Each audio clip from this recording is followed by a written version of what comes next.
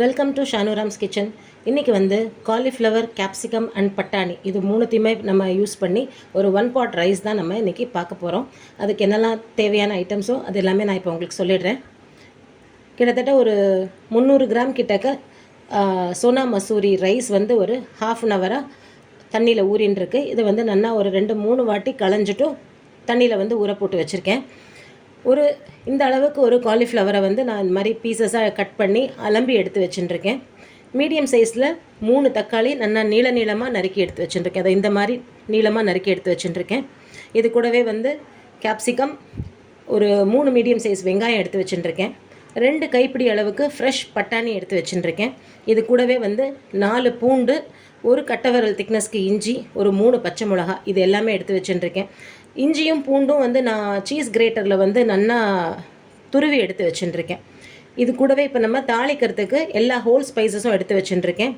ஜீரகம், பிரிஞ்சி இலை வந்து ஒரு 3 எண்ணத்தை வந்து இந்த மாதிரி பீசஸாக கட் பண்ணி எடுத்து வச்சுட்டுருக்கேன். குட்டி குட்டியாக ஒரு 4-5 பீஸ் கிட்டக்க பட்டை எடுத்து வச்சுட்டுருக்கேன். இது வந்து மராட்டி முக்கு. ஏலக்காய் வந்து ஒரு 2 ஏலக்காய் வந்து அதோட முனையை மட்டும் கிள்ளிட்டு எடுத்து வச்சுருக்கேன். அப்படி இல்லைன்னா அது வந்து எண்ணெயில் போட்டோன்னே டப்புன்னு வெடிக்கும், மேலே எங்கேயாவது தெரிக்கும். அதனால் பிகினர்ஸாக இருக்கிறவா இதை கொஞ்சம் கவனமாக பார்த்து பண்ணிக்கோங்க. எப்பயுமே ஏலக்காயை வந்து அதோட முனையை மட்டும் கிள்ளி விட்டுடுங்க, அப்போ உங்களுக்கு சௌரியமாக இருக்கும். ஒரு 4 கிராம்பு எடுத்து வச்சுட்டுருக்கேன். ஒரு ஸ்டார் அனீஸ் எடுத்து வச்சுட்டுருக்கேன். ஜீரகம் வந்து நான் இங்கே ஒரு 1/2 ஸ்பூன் கிட்டக்க எடுத்து வச்சுட்டுருக்கேன். இது எல்லாமே நம்ம ஹோல் ஸ்பைசஸாக நம்ம இப்போ தாளிக்க போகிறோம்.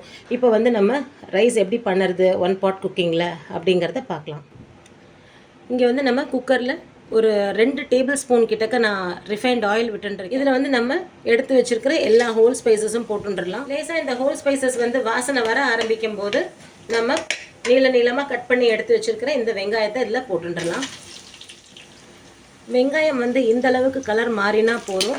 இப்போ நம்ம துருவி எடுத்து வச்சுருக்கிற 4 பல் பூண்டு, ஒரு கட்டவிரல் திக்னஸ்க்கு இஞ்சி, ஒரு 2-3 பச்சை மிளகா, இதை நம்ம வந்து நீளமாக நறுக்கி எடுத்து வச்சுட்டுருந்தோம். இதை எல்லாத்தையுமே போட்டு லேசாக ஒரு தடவை வதக்கின்றலாம். இஞ்சி பூண்டு வந்து பச்சை வாசனை போக கொஞ்சம் வதங்கணும். ஸோ ஒரு 1 minute நல்லா வதக்கி கொடுத்துக்கலாம்.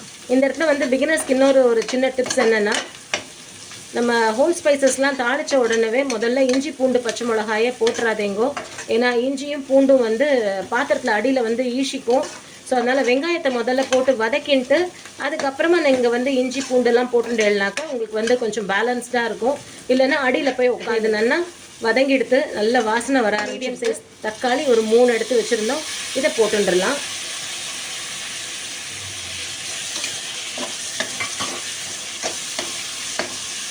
இந்த தக்காளி வந்து நல்லா ஸ்மாஷ் ஆகிற அளவுக்கு நல்லா வதங்கணும்.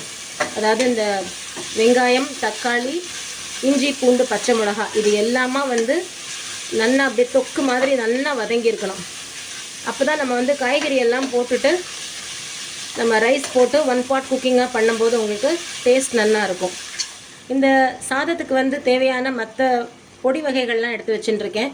ஒரு 2 டீஸ்பூன் கிட்டக்க வந்து தனியா பவுடர், இது கூடவே வந்து இந்த சாதத்துக்கு தேவையான அளவுக்கு உப்பு, ஒரு 1/2 ஸ்பூன் கிட்டக்க வந்து ஜீரக பொடி, 1/2 ஸ்பூன் வந்து மஞ்சள் பொடி எடுத்துட்டுருக்கேன். ஒரு 3/4 டீஸ்பூன் கிட்டக்க சில்லி பவுடர் எடுத்துட்டுருக்கேன். ஆல்ரெடி நம்ம வந்து ஹோல் ஸ்பைசஸ் போட்டிருக்கோம். அது கூடவே நம்ம வந்து இஞ்சி பச்சை மிளகா எல்லாமும் போட்டிருக்கோம். அதுக்கப்புறமா நம்ம இங்கே சில்லி பவுடரும் போடுறோம். காரம் வந்து பார்த்துக்கோங்க, உங்களுக்கு எவ்வளோ காரம் தேவைன்றது அதுக்கேற்ற மாதிரி நீங்கள் வந்து பச்சை மிளகாயமும் இந்த சில்லி பவுடரையும் நீங்கள் வந்து அட்ஜஸ்ட் பண்ணிக்கலாம். இப்போ வந்து பாதிக்கு மேலே தக்காளி வேக ஆரம்பிச்சிடுது. இந்த சமயத்தில் இந்த ஹோல் ஸ்பைசஸ் எல்லாத்தையுமே இதில் போட்டுடலாம். இதோடவே சேர்ந்து இந்த தக்காளி வெங்காயம் நல்லா வதங்கிட்டு அப்படின்னா நல்லா சுருளை வதங்கி வந்துடும். எல்லாமே நல்லா வதங்கி இந்த அளவுக்கு வந்துடுது பாருங்க. இந்த மாதிரி நல்லா தொக்கு மாதிரி வரணும். எண்ணெய் வந்து சைட்லலாம் நல்லாவே பிரிஞ்சு வர ஆரம்பிச்சிடுது. இப்போ இந்த ஸ்டேஜில் வந்து அடுப்பை சிம்மில் வச்சுட்டு நம்ம எடுத்து வச்சுருக்கிற காய்கறி எல்லாம் போட்டுக்கலாம். ஃப்ரெஷ்ஷாக எடுத்து வச்சுருக்கிற பட்டாணி, இப்போ நம்ம எடுத்து வச்சுருக்கிற குடமிளகா நல்லா கொஞ்சம் பெரிய பெரிய பீசஸாக போட்டுட்டேன்னாக்கா உங்களுக்கு வந்து போட்டிருக்கோம் அப்படிங்கிறது தெரியும். ஏன்னா சாதத்தோடு சேர்ந்து இது வெந்து வரும்போது சம்டைம்ஸ் ரொம்ப பொடியாக நறுக்கிருந்தேன்னாக்கா குழஞ்சி போயிடும், எடுத்து சாப்பிட்றதுக்கு கிடைக்காது. காலிஃப்ளவரும் போட்டுடலாம். காலிஃப்ளவர் வந்து கொஞ்சம் நல்லா இந்த மாதிரி பெரிய பெரிய பீசஸாக கட் பண்ணிவிட்டு அதை வந்து நல்லா கொதிக்கிற தண்ணியில் போட்டு ஒரு தடவை அலம்பி எடுத்துட்டு அதுக்கப்புறமா நீங்கள் வந்து யூஸ் பண்ணுங்க. இப்போ இது எல்லாத்தையும் நல்லா ஈவனாக மிக்ஸ் பண்ணிக்கலாம். வந்து காலிஃப்ளவர் ரைஸ் அப்படின்னு சொல்லும்போது வெறும் காலிஃப்ளவர் மட்டும் போடும்போது வந்து அந்தளவுக்கு டேஸ்ட்டாக இருக்காது. எப்பயுமே வந்து காலிஃப்ளவரோட வந்து ஒரு கூடவே சேர்ந்து வர ஒரு ஃப்ரெண்டு வந்து கேப்சிகமும் பட்டாணியும். ஸோ அதனால் இதை ரெண்டும் சேர்த்து போடும்போது இன்னும் நல்லாயிருக்கும். நான் இங்கே எடுத்துகிட்டு இருக்கிறது பார்த்தேன்னாக்கா சோனா மசூரியோட பார் பாயில்டு ரைஸ். ஸோ இதுதான் நான் வந்து யூஸ் பண்ணியிருக்கேன் இன்றைக்கி. இது முதல்ல ஊற வச்சுன்ட்டு அதுக்கப்புறமா நம்ம காயெல்லாம் கட் பண்ணி எடுத்து வச்சுட்டோம் அப்படின்னாக்கா இந்த ஒரு காய் கட் பண்ணுற ஒரு 20 மினிட்ஸில் வந்து இந்த அரிசி நல்லாவே ஊறிடும். அந்த நேரம் ஊறினாலே போகும், அதுக்கு மேலே தேவை. இதுக்காக வந்து ஒரு 20 மினிட்ஸ் to 30 மினிட்ஸ் நம்ம இந்த ரைஸ் ஊற வைக்கிறோம் அப்படின்னாக்கா நம்ம 1 pot குக்கிங்காக பண்ணுறதுனால சாதம் வந்து நல்லா மலர்ந்து வெந்திருக்கும், அட் த சேம் டைம் உதிராகவும் இருக்கும். அதுக்காக தான். ஸோ இதை கேர்ஃபுல்லாக நம்ம மிக்ஸ் பண்ணிக்கலாம். அரிசியை போட்டதுக்கப்புறமா நம்ம மிக்ஸ் பண்ணும்போது முடிஞ்ச வரைக்கும் நடுவுலேருந்து கிண்டாமல் கொஞ்சம் இப்படி ஓரங்கள்லேருந்து இந்த மாதிரி இப்படி எடுத்துகிட்டு வரோம் அப்படின்னாக்கா அரிசி வந்து உடையாமல் இருக்கும். அதுக்காக தான். இப்போ நம்ம நார்மல் ரைஸ் தான் நம்ம இங்கே யூஸ் பண்ணியிருக்கோம் அப்படிங்கிறதுனால சாதாரணமாக சாதம் வைக்கிறதுக்கு நம்ம வந்து 1 டம்ளர் அரிசி எடுத்துட்டோம் அப்படின்னாக்கா 3 டம்ளர் கிட்டக்க தண்ணி விட்டுப்போம். நான் இன்றைக்கி இங்கே வந்து இந்த காய்கறி எல்லாம் போட்டிருக்கேன் அப்படிங்கிறதுனால நம்ம 1 pot குக்கிங்காக பண்ணுறதுனால நான் இங்கே வந்து ஒரு 2.25 டம்ளர் கிட்டக்க தான் நான் தண்ணி விட்டுக்க போகிறேன். ஸோ அதையும் இப்போ மெஷர் பண்ணி விட்டுடலாம். என்ன பண்ண போகிறேன்னா வந்து ஒரு 2.25 to 2.5 டம்ளர் கிட்டக்க தண்ணி விட்டுக்கிறேன். முடிஞ்ச வரைக்கும் வந்து வெதுவெதுப்பான தண்ணியாக விட்டுக்கோங்க, இல்லைன்னா நல்லா தலைச்சி வச்சுருக்கிற தண்ணியாக இருந்தால் கூட அதை விட்டுக்கோங்க. டக்குன்னு வந்து உங்களுக்கு இது கொதிக்க ஆரம்பிச்சிடும். ஸோ தட் நீங்கள் வந்து டைம் வேஸ்ட் பண்ணாமல் உங்களோட குக்கிங்கையும் நீங்கள் வந்து ஃபாஸ்ட்டாக முடிச்சுடலாம். இப்போ வந்து நல்லா தலைக்க ஆரம்பிச்சிடுது. ஸோ இந்த ஸ்டேஜில் வந்து நம்ம உப்பு சரியாக இருக்காங்கிறத செக் பண்ணிக்கலாம். இந்த ஸ்டேஜில் வந்து காரம் கம்மியாக இருந்ததுன்னா கூட நீங்கள் வந்து சில்லி பவுடர் போட்டுக்கலாம். ஏன்னா எப்படியுமே இது வந்து உங்களுக்கு நல்லா கொதிக்க தான் போகிறது, அதனால பச்சை வாசனையாக இருக்காது. ஸோ இந்த டைமில் நம்ம உப்பும் காரமும் சரியாக இருக்கா அப்படிங்கிறத செக் பண்ணிக்கலாம்.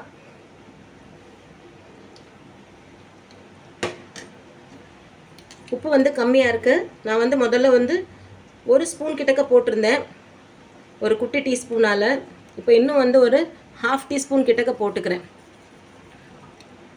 இந்த மாதிரி வந்து 1 pot குக்கிங்கில் நம்ம வந்து சாதம் வைக்கிறோம் அப்படின்னு அந்த மாதிரி ஒரு இதில் வந்து உப்பு வந்து எப்படி இருக்கணும் அப்படின்னு பார்த்தேன்னாக்கா நம்ம சாதம் சாப்பிடும்போது எவ்வளோ உப்பு இருக்கணுமோ அதை விட வந்து ஒரு துளி கூடவே தான் இருக்கணும். இதுதான் வந்து நம்மளுக்கு அளவு. அப்போ தான் வந்து இந்த காய்கறியில் இந்த அரிசியில் வந்து உப்பெல்லாம் நல்லா பிடிச்சின்றதுக்கு அப்புறமா நமக்கு சாதமாக சாப்பிடும்போது கரெக்டான டேஸ்ட்டில் இருக்கும். இப்போ நம்ம வந்து குக்கர் மூடிடலாம். அதுக்கு முன்னாடி ஒரே 1 ஸ்பூன் நெய் வந்து வாசனைக்கு விட்டுக்கலாம். நெய் வந்து ஆப்ஷனல் தான், நெய் வேண்டான்னு நினைக்கிறோம் விட்டுக்க வேண்டாம், ஒன்றும் பிரச்சனை இல்லை. இப்போ நம்ம வந்து குக்கர் க்ளோஸ் பண்ணிடலாம். இதில் இன்னொரு ஒரு இன்ஃபர்மேஷன் என்ன அப்படின்னு பார்த்தேன்னாக்கா குக்கர் மூடினதுக்கு அப்புறமா ஸ்டீம் வர்ற வரைக்கும் வெயிட் பண்ணுங்க. அடுப்பு வந்து நான் ஃபுல்லிலேயே தான் வச்சுருக்கேன், சின்னதாக்க வேண்டாம். கொஞ்சம் கொஞ்சமாக ஸ்டீம் வர ஆரம்பிக்கும் போது நம்ம வந்து வெயிட் வச்சுட்டும் அடுப்பை வந்து ஃபுல்லாக சிம்மில் வச்சுட்டு டைம் பார்த்துக்கோங்க. Maximum 20 minutes. அதுக்கப்புறம் நீங்கள் வந்து குக்கர் ஆஃப் பண்ணிவிட்டு அப்படியே இந்த குக்கர் வந்து அடுப்புலேயே இருக்கட்டும். ஒரு 5 to 10 மினிட்ஸ் கழித்து நீங்கள் வந்து குக்கர் திறந்தேனாக்க பர்ஃபெக்டாக இருக்கும் உங்களோட ரைஸு, கண்டிப்பாக குழையாது. ஸோ அதே மாதிரியே நீங்களும் ட்ரை பண்ணி பாருங்கள். ஸ்டீம் வந்து நல்லா தெரியறது. இந்த சமயத்தில் நம்ம வெயிட் போட்டாச்சு. அடுப்பையும் நான் வந்து கம்ப்ளீட்டாக சிம்மில் வச்சிடுறேன்.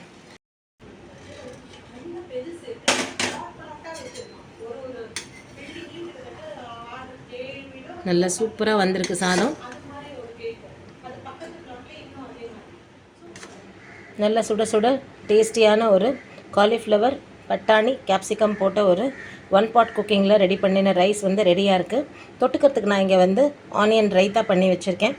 பூந்தி ரைத்தா பண்ணிக்கிறதுனா அதுவும் பண்ணிக்கலாம், நல்ல டேஸ்டியாக இருக்கும். ஸோ நீங்களும் இதே மாதிரி ட்ரை பண்ணி பாருங்க. எப்படி வந்ததுங்கிறத உங்களோட கமெண்ட்ஸில் சொல்லுங்க. தேங்க்யூ.